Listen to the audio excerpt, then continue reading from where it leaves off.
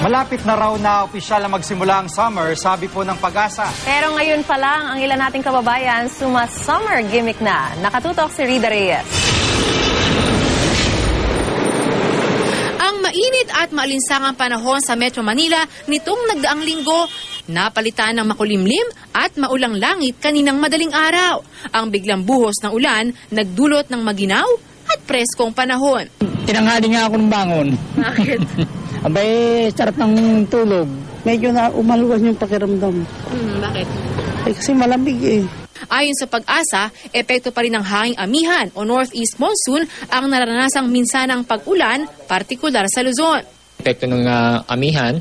So, nagbabadya na itong humina hanggang mapunta na tayo sa tag-init. Usually, o normal nag-start ang tag-init ay second week of March.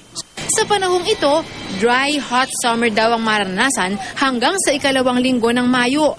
Iwas natin magbilad sikat ng araw kasi usually dun sa within period na yon, ulitin ko, 10 a.m. hanggang 4 p.m., dun nagfo-fall yung maximum temperature natin.